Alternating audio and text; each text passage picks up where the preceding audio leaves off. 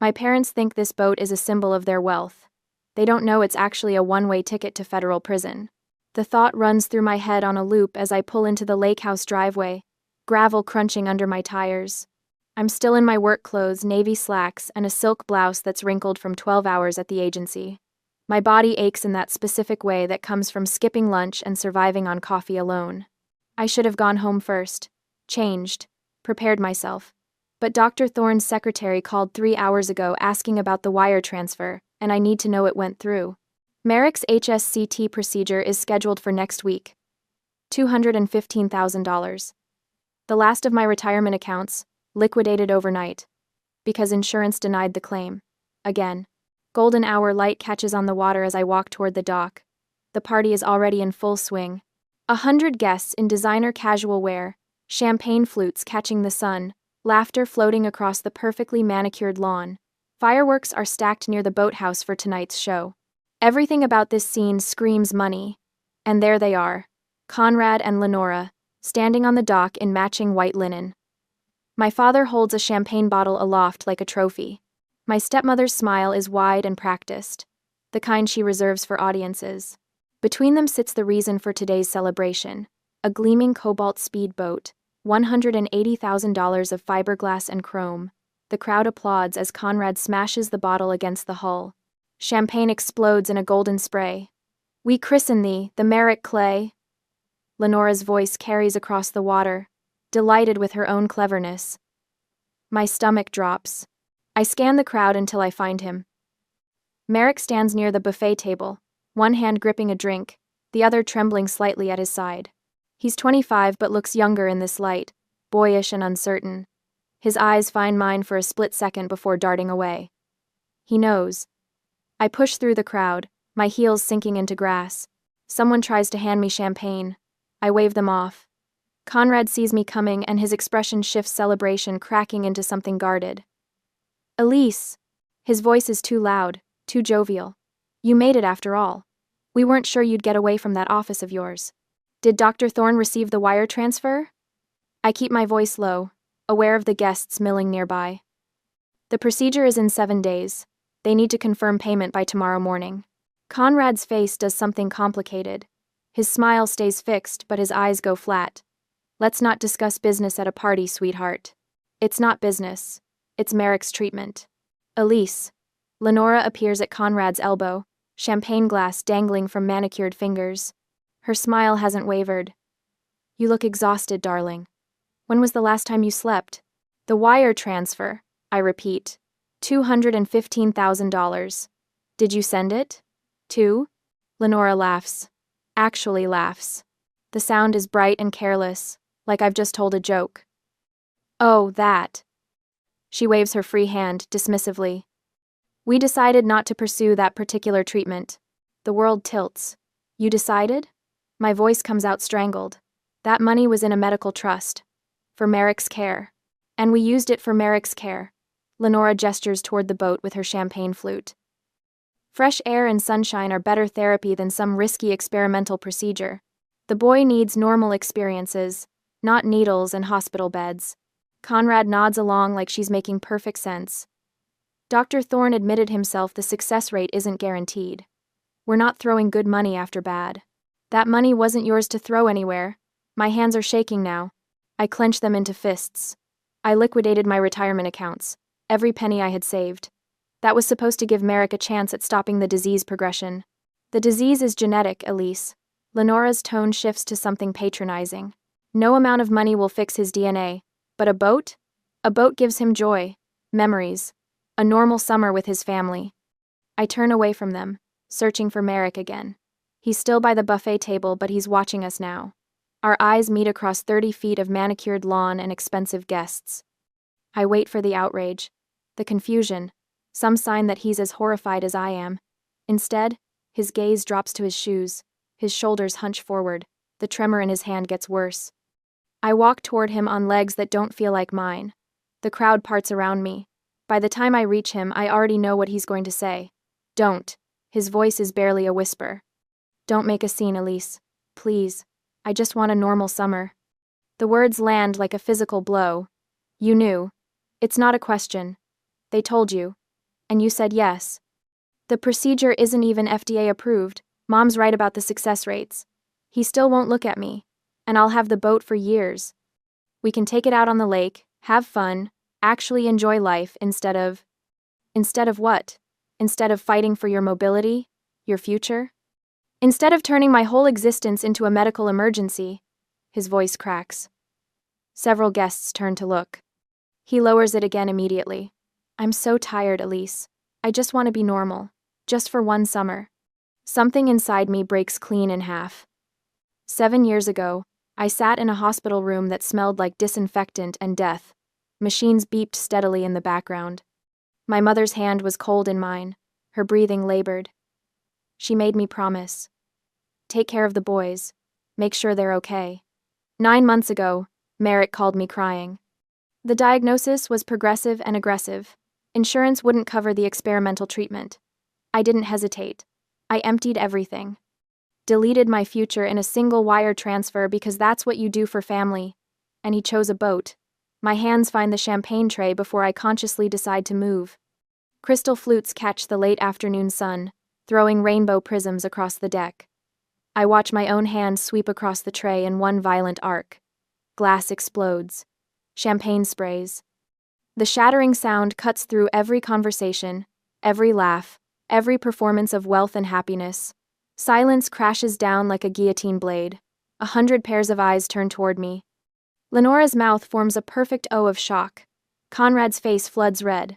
Merrick just stands there, trembling, looking anywhere but at me. I walk. Through the frozen crowd. Past the judging stares. Across grass that cost more to maintain than most people's mortgages. Conrad's voice follows me. Elise! You're being dramatic. Come back here. I keep walking. Lenora's stage whisper carries perfectly in the silence. The stress has finally broken her. I knew this would happen. I reach my car, hands shaking so badly I can barely grip my keys. The engine turns over. I pull away from the lake house with my hands white-knuckled on the steering wheel, hyperventilating but not looking back. In the rearview mirror, I watch Conrad and Lenora fold into each other. Comforting embraces. Concerned whispers to nearby guests. Already reframing this. Already making me the villain.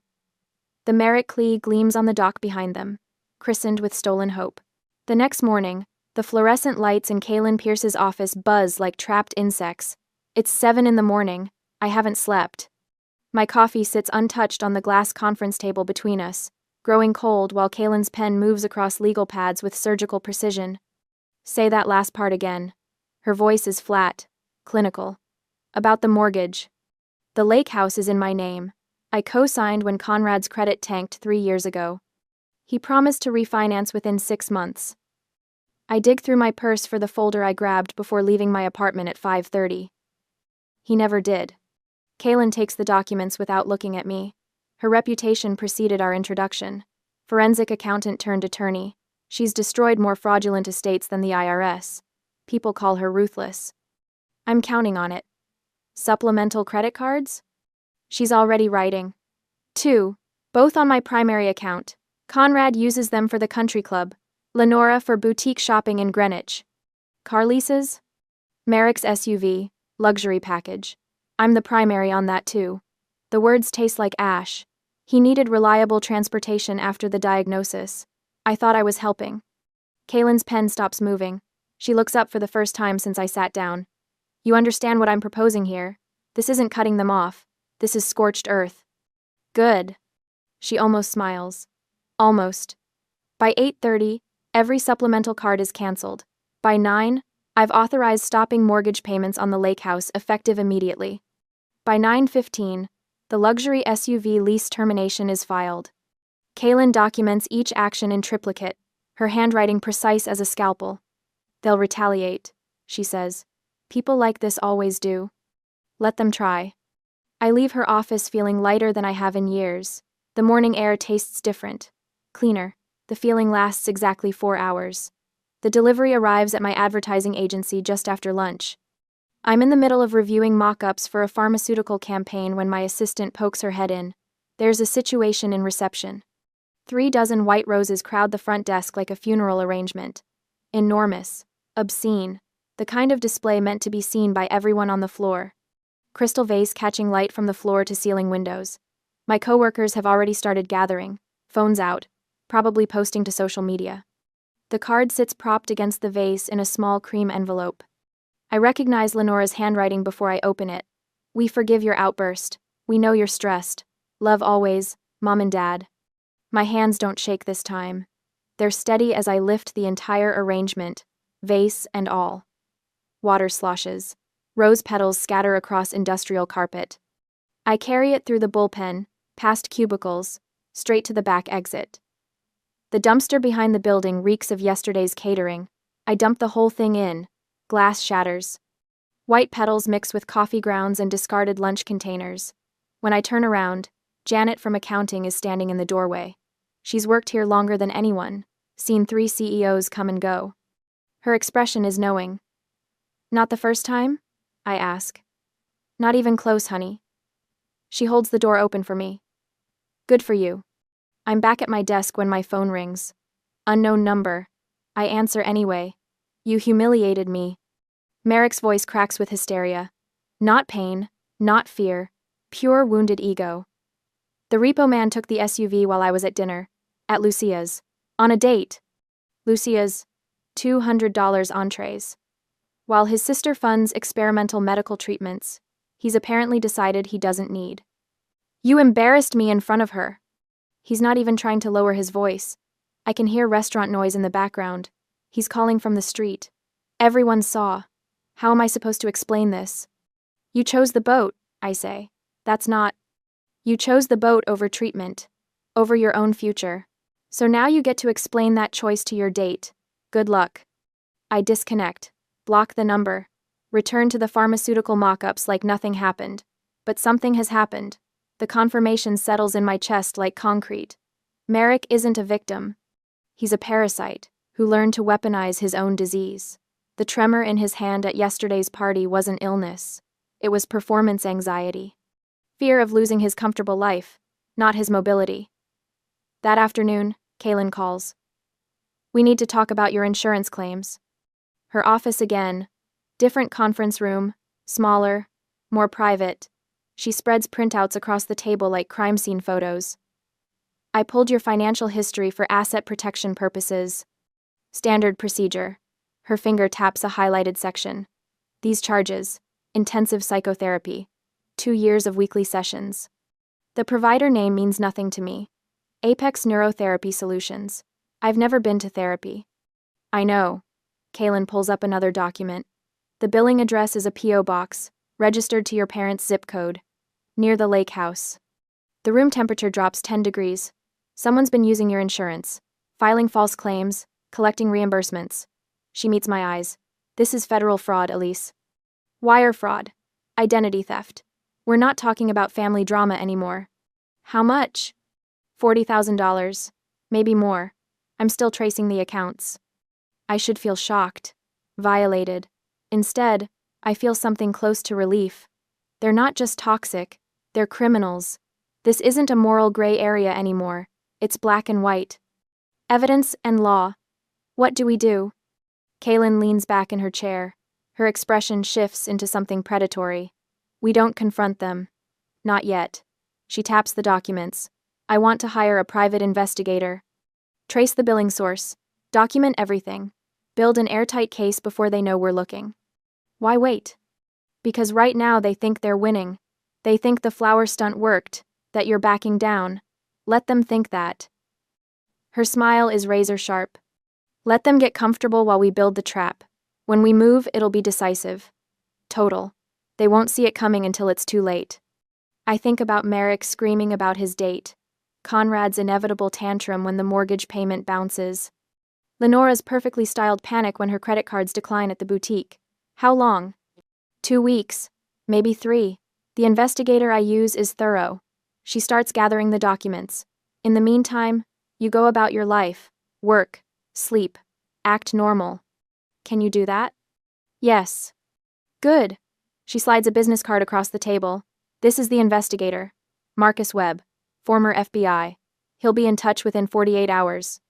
I leave her office as the sun sets over Manhattan. The city lights blink on one by one. Somewhere across the state, my parents are probably toasting their victory with champagne, celebrating their clever daughter's emotional breakdown, planning their next manipulation. They have no idea I've stopped playing defense. I've gone on offense. I wait for the fallout. It takes 48 hours of silence. Then Conrad shows up at my office on a Wednesday afternoon, and I know before security calls that this won't be quiet. The agency occupies the 14th floor of a glass tower in Midtown. Every wall is transparent, every conversation visible. It's designed to foster collaboration, creativity, open communication. Right now, it means 70 people can watch my father lose his mind in the lobby. I'm in the conference room when my assistant appears in the doorway, her face carefully neutral. Elise? There's a Conrad Taylor downstairs. He's asking for you. Through the glass wall, I see heads turning, screens dimming as people abandon work to watch. Tell security I'll be right there. I don't rush. I save the pitch deck I'm reviewing. Close my laptop with deliberate care. Smooth my charcoal blazer. When I finally walk toward the lobby, my heels click against marble with a steady rhythm that sounds calmer than I feel. He's already screaming when I push through the glass doors. Elder abuse. Conrad's face is purple, veins standing out on his forehead. He's wearing a polo shirt that costs more than most people's car payments, but sweat stains darken the collar. My own daughter is committing elder abuse. The security guard has one hand raised, trying to calm him. Two junior account executives freeze mid-step near the elevators. The receptionist's fingers hover over her phone, uncertain whether to call the police. She's stolen our money. Conrad whirls toward me, finger jabbing the air. Cut off her dying brother, left him to rot while she lives in luxury. I stop 3 feet away. Don't cross my arms, don't raise my voice. Just stand there with my hands loose at my sides, watching him perform. We gave her everything, he continues, playing to the growing audience. Sacrificed for her education, her career, and this is how she repays us?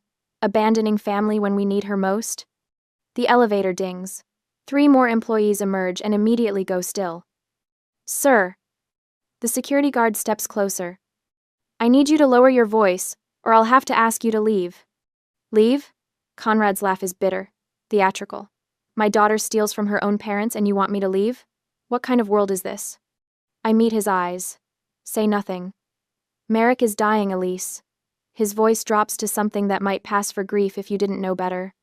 Your brother is dying and you don't even care. You took everything we had and walked away. Behind me, I hear whispers. Speculation. The exact reaction he wants. Security, please escort Mr. Taylor from the building. My voice carries across the lobby, steady and cold. He's not welcome here. Conrad's face goes from purple to nearly crimson. You ungrateful. The security guard grips his elbow. A second guard appears from the stairwell. They flank him, professional and firm. Don't touch me! Conrad tries to shake them off, but they're already guiding him toward the doors. You'll regret this, Elise. You'll regret abandoning your family. His voice echoes in the marble lobby even as they push him outside. Through the glass, I watch him stumble on the sidewalk, still shouting, still performing for an audience that can no longer hear him. I turn back to find 70 pairs of eyes on me. For 3 seconds, nobody moves. Then I walk back through the glass doors to my desk like nothing happened. That evening, Margaret Chen calls me into her office at 6:15. The senior partner's corner suite overlooks the city, floor-to-ceiling windows framing Manhattan in golden light. She's 60, elegant, with silver hair cut in a severe bob, and a reputation for dismantling incompetent executives before lunch. I expect termination. Family drama affecting workplace professionalism. Bringing personal chaos into a professional environment. I've already drafted my resignation letter in my head. Sit. Margaret gestures to the chair across from her desk. I sit, spine straight, hands folded in my lap. She studies me for a long moment, her expression unreadable. Then she opens a folder and slides a document across the polished surface. Creative Director. $40,000 raise. You start Monday. I stare at the contract. The words don't make sense. I watched the entire scene this afternoon. Margaret leans back in her chair. Then I did some research. Your brother's medical situation, your parents' financial history, the trust fund they emptied. Heat crawls up my neck. I apologize for bringing that into the office. It won't happen again. Your composure under attack was remarkable. Margaret taps the contract. Most people would have screamed back, defended themselves, made it worse. You stood there and let him destroy his own credibility. That's leadership, Elise. I don't understand. This is a position you've been in consideration for. We were planning to offer it next quarter. She pauses. Were you going to decline? To care for your brother? The question hits like a physical blow because yes, I'd been considering exactly that. Stepping back from my career to manage Merrick's care. Sacrificing my own trajectory for his needs. I was evaluating my options, I say carefully. Good, because we need you here. Not playing nursemaid to a family that's clearly willing to destroy you. Margaret stands, signaling the meeting is over. Sign the contract. Take tomorrow off. Come back Monday ready to lead. I walk out of her office in a daze, the unsigned contract clutched in my hands. Dr. Eris Thorne meets me at Gramercy Tavern at 8. He's already claimed a corner table, wine glasses catching candlelight. Not romantic, despite what people assume when they see us together. Just the closest thing I have to family that isn't actively trying to ruin me. You look different. He stands when I approach, studying my face. Good different. I got promoted. To creative director? He grins. Elise, that's incredible. I slide into my seat and the words just come. I'm done being the fixer. I'm done sacrificing myself for people who'd sell me for boat accessories. Eris raises his wine glass. To your freedom. We toast with a Bordeaux that costs more than Conrad's polo shirt. The wine tastes like victory, rich and complex. I laugh for the first time in months, the sound surprising even to me. You look lighter, Eris observes. Like someone cut strings you didn't know were holding you down. Around us, the restaurant hums with quiet conversation. Normal people having normal dinners. No screaming, no manipulation. Just genuine connection over good food and better wine. My phone buzzes throughout dinner. Texts from coworkers offering support. An email from building security confirming Conrad is banned from the premises. A voicemail from my neighbor saying suspicious cars have been circling the lake house. Another email from the bank. Fraud investigation officially opened. Kaylin sends a message at 9:30. PI found something big. Shell company registered to Lenora's maiden name. Call me tomorrow. The web of allies forms naturally around the truth. People who see through the performance. Who recognize abuse when they witness it. By the time Eris walks me to my apartment building, I feel untouchable. The financial cutoff worked. The boundaries held. Conrad's public meltdown only made him look unstable, desperate, exactly what he is. I'm in bed by 10, promotion paperwork spread across my comforter, planning my first moves as creative director. Mentally reorganizing the department, thinking about the future for the first time in years without family obligation weighing every decision. Sleep comes easy, deep and dreamless. The first full night's rest I've had in weeks. At 2 a.m., my apartment door explodes inward. Flashlights blind me. Shouted commands overlap into incomprehensible noise. Rough hands drag me from bed, throw me face down on hardwood floor. My cheek presses against cold wood. Metal cuffs bite into my wrists. What's happening? My voice comes out strangled. What did I do? A SWAT officer crouches beside me, shows me his phone screen. Text message from my number to Merrick. Timestamp 1:47 a.m. I bought a gun. I'm ending it all tonight. I didn't send that. My heart hammers against my ribs. That's not from me. Someone spoofed my number. Red flag laws, ma'am, the officer says, checking my restraints. We received a 911 call from a family member, stating you had a loaded weapon and were threatening immediate violence. Combined with this text message, we had to act. Mandatory psychiatric evaluation. They haul me to my feet. My neighbors peer from cracked doors as they drag me down the hallway in pajamas. Mrs. Rodriguez covers her mouth. The college kid 2 doors down films on his phone. Outside, blue and red lights paint the street. 3 police cars. An ambulance. Like I'm a terrorist instead of someone who just got promoted. They shove me into the back of a squad car and I realize with perfect, horrible clarity. My parents just weaponized the law itself. The psychiatric ward smells like industrial bleach and desperation. Fluorescent lights buzz overhead, harsh and unrelenting, the kind of brightness designed to strip away any pretense of privacy or peace. I've been here 68 hours, 4 more to go. They took everything at intake: phone, wallet, belt, shoelaces, the standard protocol for someone flagged as a suicide risk. The nurse who processed me had kind eyes but tired hands. She'd done this 1,000 times before. "You'll get through this," she'd whispered while cataloging my belongings. "Just stay calm." Calm. Right. Someone is screaming 3 doors down, a man's voice, raw and broken, begging for his mother. The sound scrapes against my skull. I've learned to tune it out, mostly. File it away with the other ambient horrors. The woman who paces the hallway counting backward from 1,000. The teenager who hasn't stopped crying since I arrived. I sit on the edge of my bed, hands folded in my lap. Perfect posture. Corporate armor even in hospital scrubs. The psychiatrist arrives for my 3rd evaluation right on schedule. Dr. Reeves. Mid-50s, wire-rimmed glasses, the kind of measured neutrality that comes from years of professional detachment. He carries a clipboard and a pen that clicks when he thinks. "How are you feeling today, Elise?" "Tired." True enough.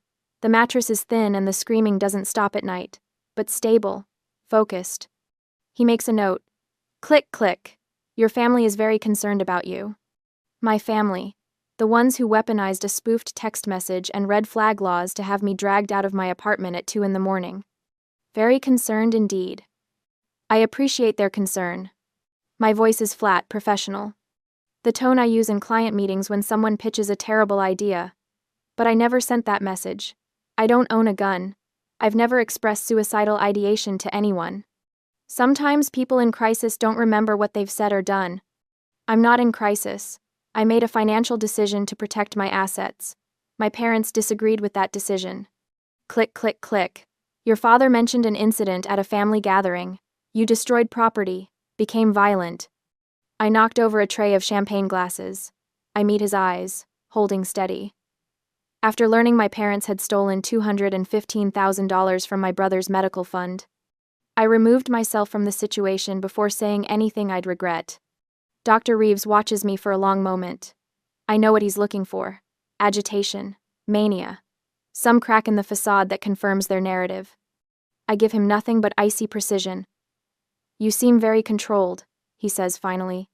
"I am controlled. It's how I function." That level of control can be exhausting. Less exhausting than the alternative. He makes another note. I can't read his handwriting from this angle, but I don't need to. I've documented every interaction, every question, every violation of my rights since I arrived. The nurse who believed me slipped me paper and a pen after the first day. When Dr. Reeves leaves, I add this session to my list. Time, duration, questions asked, my responses. Evidence for later. The 72nd hour arrives like a prison sentence commuted. They return my belongings in a sealed plastic bag. My phone is dead. My wallet still has all my cards. The nurse who believed me squeezes my shoulder as I sign the discharge papers. Good luck out there.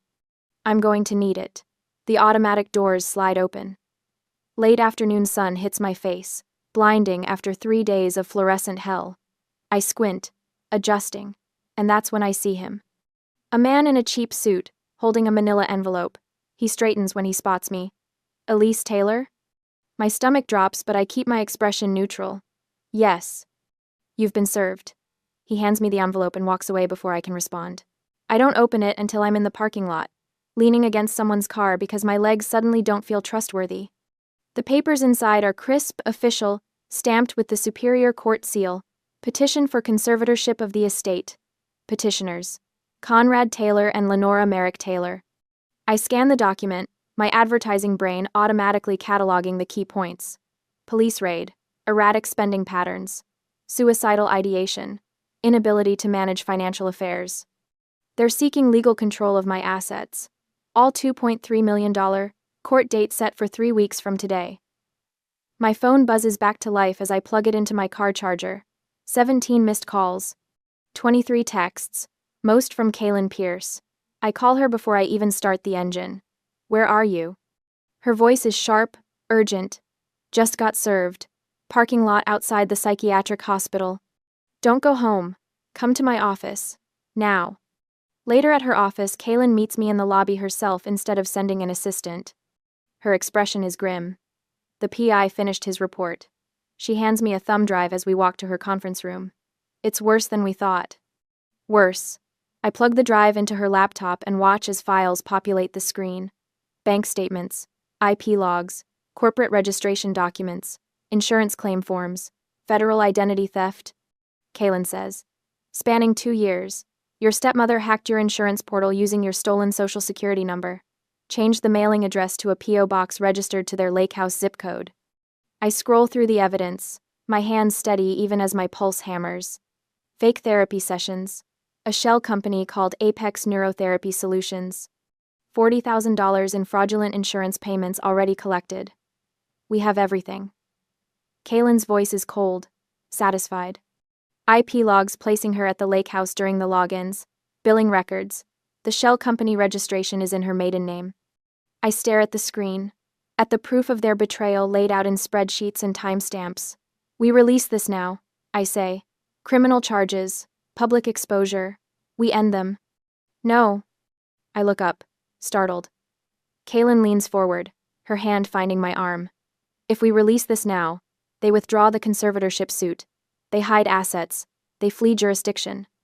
We get a small victory, and they minimize the damage. What are you suggesting? Right now, they're committed to showing up in court. They have to appear. They have to make their case. Her eyes gleam. We need them to commit perjury. Understanding crashes over me like cold water. Let them file sworn affidavits about my instability. Let them detail their financial needs under oath. Every lie becomes federal evidence. Exactly. Kaylin pulls up another file. I've already contacted the FBI. Agent Holloway is building a parallel case. But we need them to dig themselves deeper first. My instinct screams to destroy them now. Immediate justice. Public vindication. But Kaylin is right. Strategic patience. Let them commit to the lie. What do I do? Play defeated. Broken. She opens a new document. Already drafting our response. Stop posting on social media. Appear reclusive. We'll file weak responses to the conservatorship petition. Miss some deadlines. Make it look like you're overwhelmed. And when they believe they're winning, they'll get overconfident. They'll exaggerate in their affidavits. They'll document their own crimes in sworn testimony. Kaylin's smile is sharp as a blade. They're signing their own arrest warrants. They just don't know it yet. I look at the evidence on the screen. At the trap we're building. At the 3 weeks stretching ahead where I have to pretend to be broken. I can do this. I survived 72 hours in a psychiatric ward with my sanity intact. I can survive 3 weeks of performance. What about Judge Whitmore? She's sharp, fair. She'll see through their act once we present evidence. Kaylin closes the laptop. But first, we let them commit. I nod. My hands are steady now. Purpose replacing panic. They wanted to control me. To steal not just my money, but my autonomy, my future, my freedom. Instead, they've walked straight into a trap of their own making. 3 weeks. I can wait 3 weeks. Then we burn their whole world down. 3 weeks later, the Superior Court smells like old wood and stale ambition. I slouch in my chair at the defendant's table, wearing a plain, oversized gray sweater that swallows my frame. My hair is pulled back in a messy ponytail. No makeup. I look small, vulnerable, exactly like someone who can't handle her own life. Across the aisle, Conrad and Lenora sit like they're attending a gala. My father wears a charcoal suit that probably cost $3,000. Lenora's in cream silk with pearls. Their attorney, Marcus Aldridge, shuffles through a stack of manila folders thick enough to build a case for involuntary commitment. The courtroom is packed. Faces I recognize from 4th of July parties. Concerned family friends who showed up to watch me get declared incompetent. They whisper behind manicured hands, shooting me pitying glances. Merrick isn't here. His MS has progressed to the point where he needs a walker now. The procedure window closed 6 weeks ago, right around the time the boat was christened. According to Kaylin's sources, he's mostly bedridden, dependent on the same parents who stole his treatment money. I don't feel sorry for him anymore. Judge Alana Whitmore enters. We rise. She's 60, silver hair in a severe bun, reading glasses on a chain. Her expression reveals nothing, as she settles behind the bench. In the back row, Agent Holloway sits in an unremarkable gray suit. He could be anyone. A court reporter, a paralegal, someone's uncle killing time.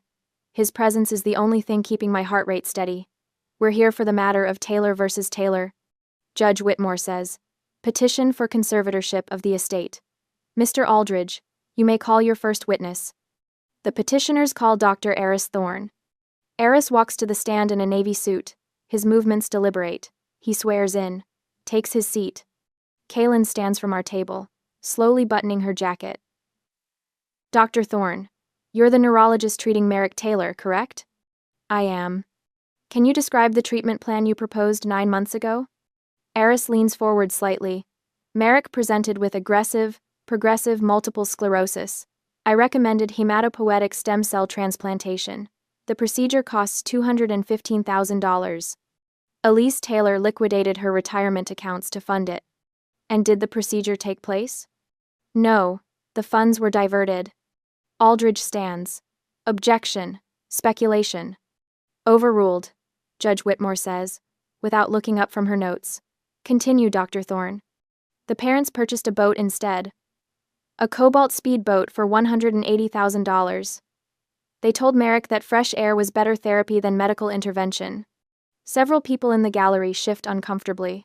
Conrad's jaw tightens, but his expression stays sympathetic. Lenora dabs at her eyes with a tissue. What has happened to Merrick's condition since the procedure was cancelled? Kaylin asks. It has deteriorated significantly.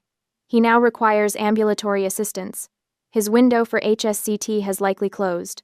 The disease will continue progressing. Thank you, Dr. Thorne.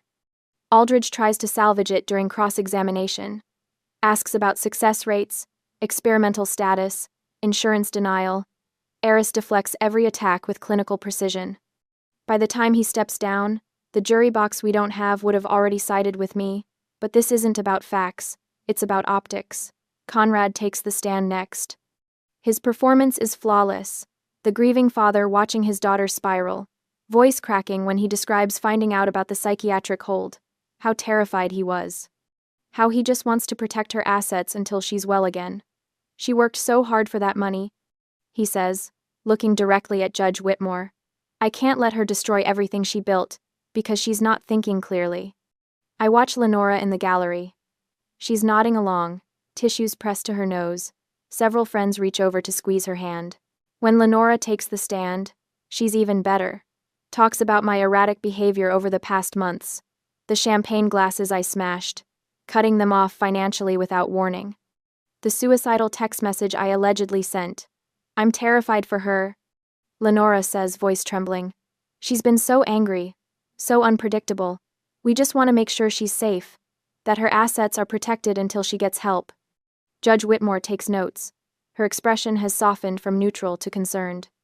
Kaylin stands to cross-examine. She looks hesitant, shuffling her papers nervously. She drops a pen, bends to pick it up, murmuring an apology. Mrs. Taylor. Kaylin starts, her voice soft, almost unsure. You mentioned you're terrified for Elise? Petrified, Lenora corrects, sensing weakness. She smiles benevolently at my attorney's apparent incompetence. Kaylin fumbles with her notes. And these expenses, the boat, you felt they were necessary medical costs? Absolutely. Therapy takes many forms. Lenora exchanges a triumphant look with Conrad. They think they've won. They think they're watching an amateur crumble. Kaylin nods slowly. She closes the file folder. The nervous hunch vanishes from her shoulders. Her posture straightens. When she looks up, the hesitation is gone, replaced by a gaze sharp enough to cut glass. Thank you for confirming that under oath, Mrs. Taylor. Kaylin's voice is suddenly clear, commanding the entire room. She turns to the judge. Your Honor, I move to dismiss this petition immediately. Confusion ripples through the courtroom. Aldridge shoots to his feet. What is this? The funds my client's parents claim to be protecting are actually proceeds of federal crimes, Kaylin says calmly. This court cannot grant conservatorship over assets obtained through fraud. Judge Whitmore's eyebrows rise. Explain. May I present evidence? Proceed. Kaylin opens her laptop. A projection screen descends behind the judge's bench. IP logs appear, white text on black background. These are login records from Miss Taylor's health insurance portal, Kaylin says. Note the timestamps, locations, and device identifiers. She highlights several entries. October 15th, 2 years ago. Login from the Lake House IP address. Device registered to Lenora Taylor. Mailing address changed from Elise Taylor's apartment to a post office box. Lenora's face drains of color. The next slide shows a photograph of a storefront that doesn't exist, just a P.O. box number on a form. Apex Neurotherapy Solutions. A shell company registered under Lenora Taylor's maiden name, Morrison. This entity submitted $40,000 in fraudulent insurance claims over 24 months for therapy sessions Elise Taylor never attended. Conrad grips the armrest of his chair. His knuckles go white. Bank statements. Kaylin continues. The screen fills with highlighted deposits. Insurance reimbursements deposited directly into accounts linked to the lake house. $40,000 in fraudulent payments. Federal wire fraud. Identity theft. Insurance fraud. AM. Aldridge is standing now, objecting, but Judge Whitmore silences him with a raised hand. The real threat to assets isn't from Miss Taylor, Kaylin says. It's from her parents. She turns toward the back of the courtroom. Agent Holloway? The man in the gray suit stands, badge glinting as he holds it up. 3 more agents enter through the rear doors, moving down the aisles. Conrad and Lenora realize too late. Their entire conservatorship petition was bait. Every sworn statement they filed, every lie they told under oath, it's all evidence now. Petition denied with prejudice, Judge Whitmore says. Her voice has gone cold. Agent Holloway, approach the bench. Holloway presents a document. The judge reviews it, nods. Conrad Taylor, Lenora Taylor, you're under arrest for federal wire fraud, identity theft, and insurance fraud. The courtroom erupts. Agents move toward the plaintiff's table. Conrad tries to stand, but an agent's hand on his shoulder stops him. Handcuffs click around his wrists. Around Lenora's. You can't do this, Lenora hisses. We're the victims here. You have the right to remain silent, Agent Holloway begins. The charges echo through the courtroom. 20 years, maximum federal prison. Bailiffs restore order as photographers rush the courthouse steps outside. The concerned friends melt into the crowd, suddenly eager to distance themselves. I sit perfectly still at the defendant's table. No triumph, no vindication, just bone-deep exhaustion and the hollow satisfaction of watching a trap snap shut. Dr. Thorne waits for me in the hallway, doesn't say anything. Just stands there, quiet support in a building full of chaos. Kaylin briefs me on the steps. Assets frozen. Lake House seizure pending. Criminal restitution will fund whatever medical care Merrick needs now, though it may be too late. My conservatorship threat is over. Permanently. I watch my parents being led past television cameras in handcuffs, and I feel nothing at all. The courthouse steps are emptying when I see him. Late afternoon sun throws long shadows across the parking lot, and Merrick is alone by a taxi, leaning heavily on his cane. The MS has accelerated. His foot drags slightly as he moves. The tremor in his right hand is worse than it was at the 4th of July party. Stress does that. Speeds up the disease. The procedure window closed months ago. He hobbles toward my car in the parking structure. I watch him through the windshield, keys already in my hand. His knuckles rap against the driver's side window. Tears streak his face. Elise. His voice is muffled through the glass. I didn't know about the shell companies. I didn't know it was federal fraud. Mom said she just moved the funds around legally. You have to believe me. I don't roll down the window. I'm scared, he continues. They're gone. I have nowhere to go. Please. Same manipulation. Different crisis. At that party, he stood by a buffet table and told me he just wanted a normal summer. He chose the Merrick Cleel over his own future. Chose silence over warning me about what they were planning. Now he wants me to choose him again. My hand moves to the ignition, not the window control. The engine turns over. Merrick's face crumples. He steps back as I reverse out of the space, Kane supporting his weight. In the rearview mirror, he's just a figure getting smaller, alone in a parking structure with consequences he helped create. I don't look back. 1 month later, I drive past the lake house on my way to the grocery store. Orange eviction notice screams from the front door. Federal seizure pending criminal restitution. Lenora's gaudy furniture sits piled on the curb in the rain. A cream-colored love seat with gold trim, already stained. the coffee table with ornate legs, warping in the weather. Near the street, boat accessories wait for tomorrow's trash pickup. The Merit Clee was repossessed 2 weeks ago, but pieces of it remain. Waterlogged cushions, tarnished chrome fixtures. The custom life preserver with Merit Clee crew, embroidered in gold thread, their greed dissolving in the rain. I park by the lake where the dock extends into dark water. The spare key sits in my glove compartment where it's lived for 3 years. Physical proof of a promise I made in a hospital room that smelled like death. Take care of the boys. I tried. They destroyed me for trying. The key is heavier than it should be as I walk to the water's edge. Dock boards creak under my weight. The lake is calm today, reflecting gray sky. I throw it. The key spins once, catching light, then disappears into the water with barely a splash. Ripples spread outward in perfect circles, then fade to nothing. Promise released, obligation dissolved. 3 months after the trial, I stand in my new apartment. Floor-to-ceiling windows overlook the city. Everything is clean lines and empty space.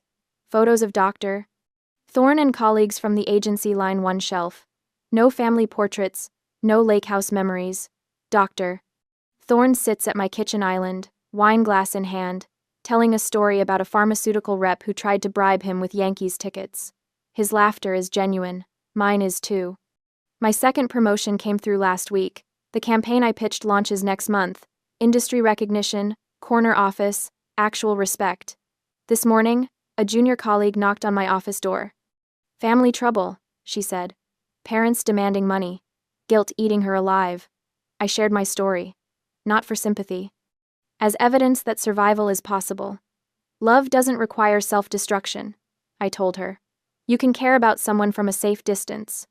She cried, then thanked me. Purpose found in supporting, not fixing. Evening settles over the city. Dr. Thorne leaves at 9, hugging me goodbye at the door. I carry my wine to the balcony. Journal open on my lap. City lights spread below like stars. I write. I spent my life trying to save people who were drowning me. Today, I'm the only one swimming. My phone buzzes. Text from an unknown number. I already know who it is before I open it. Can we meet? I need to talk to you. Please, Elise. I sip my wine. Consider the request for 30 seconds. My response is simple. I wish you well. I'm not available. I block the number. Return to my journal. No guilt rises in my chest. No second guessing. No voice whispering that I'm abandoning family. Complete peace. I close the journal and stand at the railing. The city pulses below, alive with possibility. My life expanding instead of contracting. Genuine contentment settles over me like a blanket. I'm not looking back anymore, only forward. The journal lies open on the table behind me. Last line visible in lamplight. Day 1 of my actual life.